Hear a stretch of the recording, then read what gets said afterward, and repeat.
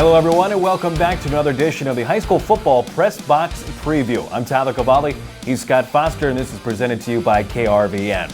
Well, Scott, as the latter half of the high school football schedule now wanes on, games just seem to mean more and more. And they really do. They mean more. Every game has some sort of meaning. Even if you're out of the playoffs, a win or a loss affects somebody else. And so what you run into is new math on trying to figure out all of these teams and how they're going to finish. A lot of the teams in our area are there or right on the bubble of getting into the playoffs. So all of these games matter. Well, the first game that we'll break down for you kind of has a little bit of both sides of that aspect of it. Coming up on Friday on 880 KRVN, it's undefeated Elm Creek. They're 5-0 on the season. They'll be hosting 2-3 Amherst. And this is a contest that should be on one end. Of course, Elm Creek is at the top of the wild card standings. Yep. We'll talk more about that here in just a second. But for Amherst right now, they're not out of the playoffs. Seems like everyone in D1 or D2, if you have a pulse, gets into the postseason. But let's start with Elm Creek. They're coming off of a 14-12 victory over South Loop last week. And boy, Xavier Perez hit a great contest, 125 rushing yards. He needed to. And with so many, the common denominator of all of these games last week is most of them were played in horrible conditions. And so the passing game probably wasn't very good. The kicking game probably wasn't very good. You needed to have a good ground game to win. And for the Buffaloes, all they do is win, win, win, no matter what. I mean, they continue to play well, and even though they had to slog one out last week, they figured out a way to win, and that's a championship team. Well, Perez had 2 touchdowns along with his 125 yards and 21 carries, but this is a guy we talked about early on in the season when we previewed them against the Overton Eagles, and boy, he's just been a standout all year long. He really has. This was his best game, though, and so maybe warming up before the postseason starts, but he has a little over 300 yards on the year. He's been good. They need him to be good. Continue to get good play from Karsten McCarter. That defense, though, just makes it work. They're so fast. They're just so quick. When you look at Elm Creek, when they come out on the field, they're not very big. And you're going, how is this team doing it? They're just so fast. So relying on their speed. Absolutely. And they're getting into spaces. They're following the ball. They're getting after it. They're a nice-looking defense. And one particular person that had a great week last week was Kobe Smith. He had 10 tackles to lead the Elm Creek Buffaloes in that category and held South Loop to only 114 yards of offense. So certainly another great performance by their defense, as you mentioned. Yeah, and it's been somebody different almost every week leading them in tackles. So everybody's getting involved. Balance certainly is a big key to your success, and that might be a big portion of why they're 5-0 for the Elm Creek Buffaloes.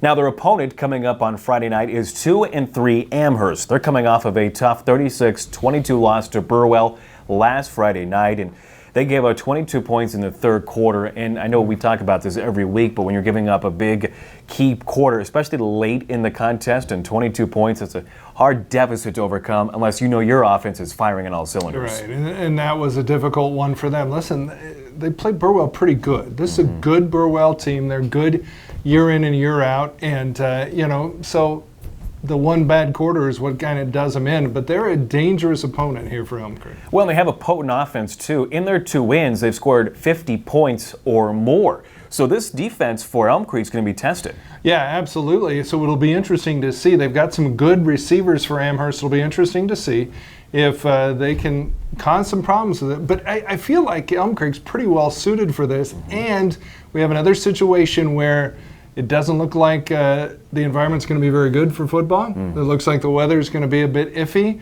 And so, again, it comes down to a ground game and who can control the line of scrimmage. Well, the weather for sure is definitely going to be cold. So bring the blankets, and you want to bring the heavy coats as well. Hot chocolate. That also helps. That's good. That's what I'm having. Yeah. Real quick before we move on to our next game, Scott, I also want to talk about the seating implication because we talked about this leading in here with Press Box Preview. Elm Creek 5-0, Amherst 2-3. Elm Creek basically is heading into the playoffs, so no matter what happens here in the next couple of weeks. Amherst 2-3. We mentioned they have a path where they could get in, but they also could be ruining some different teams and how their seeding goes. Right, the spoiler role. And one of the great things that we do as broadcasters, especially that last week, is we go, okay, if these guys beat this guys and these guys, and there's a whole coaches will sit all day Friday and try to figure this out. It's hard to tell. It really is. But yeah, Amherst, and we've got some other schools like that around here that can play that spoiler role, take somebody out, or maybe if a few things happen ahead of them, get in themselves. So again, coming up on Friday night on 880 KRVN, 106.9 FM in the Kearney area and 98.5 FM in Grand Island. It's 5-0 Elm Creek taking on 2-3 Amherst. Coming up on Cami Country Legends, this is potentially be a good one. 3-3 Lexington will travel all the way out to the Panhandle as they will face the Class B state runner-up and the Scottsbluff Bearcats. And trying to play spoiler a little bit will be the Lexington Minutemen, who come off of a pretty good win over Gearing last week, 21-0. And good to see that defense playing well for the Minutemen. You know, and they have so much of the year. They really have done a good job of shutting people down. They certainly did that against Gearing, and Gearing struggled again. The conditions were poor. You couldn't throw the ball and stuff like that. But this will be a very tough test for Lexington. And more than anything, well, biggest thing, Scottsbluff's really good. But secondly, they do something offensively that nobody else does. They run this single double wing sort of offense that sticks everybody right in the box and just pounds on you. And so that's a different thing to get used to, especially when in today's game you're playing a lot of spreads, you got a lot of pistols, you're really spreading everybody out. Scottsbluff doesn't. They're between the hash marks, and they're just going to try to run downhill at you, and that's tough for this Lexington defense. And you were talking about Lexington's offense. Last week, Dakota Haynes, a nice night for Lex. He was the highlight with a 71-yard run. It really showed off his speed, but he finished with 118 yards on only 8 carries and 2 touchdowns. Yeah, and he's really fast, and that was one of the things I talked to Coach Rowan about is as a fullback, this guy's got some speed on that 71-yarder. He outran everybody, and so there is some speed. Dylan Richmond had another really nice run, and Alex Ramos was kind of bottled up, but he's tough too. So they're going to need to find something on that offensive line. We haven't heard about Caleb Carpenter, whether he'll be back. He's getting closer, so we don't know there exactly. But this is one of those games, sort of like when Nebraska played Ohio State. You got to figure you got a puncher's chance if you're Lexington, but you need a lot of things to go right for them. And that long trip out there, that's tough. If you get down early, it can snowball. You mentioned Richmond playing for Caleb Carpenter, who is out with concussion protocol, but Richmond had a pretty good game, 5 of 6 passing for 32 yards, rushed for an additional 49 yards. Now, we talked about Scottsbluff. They were the runner-up to Omaha Scott last year in the Class B state championship game. They are 6-0 coming into the game on Friday. They, of course, will be hosting Lexington, and their defense, phenomenal. They have not given up 21 points in a game, and they've played some pretty tough teams. Yeah, they really have. They're good. They're the real deal, and we said they were good last year. We weren't sure coming into this year what they would be like. Yeah, they're good. They're good, and they're going to be a tough out for anybody. I think they're number 1 right now in Class B. And they're every bit of that. They're really going to be good. But again, the conditions could cause some problems for them.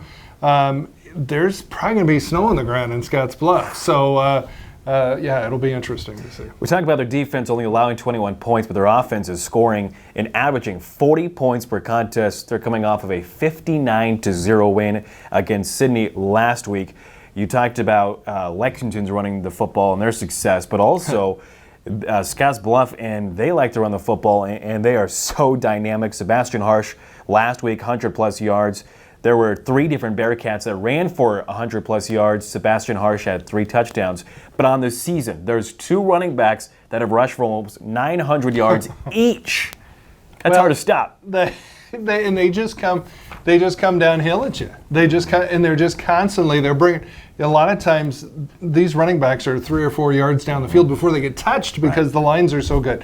So yeah, they'll just come in waves at you, the Bearcats. Both teams like to run the football on Friday. I should also mention that Scottsbluff has turned the ball over, their defense has forced 14 turnovers overall. Really hard to find a weak spot with Scottsbluff. And with as much as these two teams like to run the football, this game might be over in about an hour and a half. Yeah, that's true. It really could be. And it might be good if it's snowing like they're saying it's going to do. So again, that game can be heard on Cami Country Legends, 100.1 FM, 92.7 FM, of course, 1580 AM. Kickoff for that one is set for 8 o'clock. So again, coming up on Friday night on 880 KRVN, it is Elm Creek hosting Amherst, and that game will kick off at 7 p.m. Meanwhile, on Cami Country Legends, we will have Lexington traveling out to Scottsbluff. That one will kick off at 8 p.m. Both games can be heard on KRVN.com.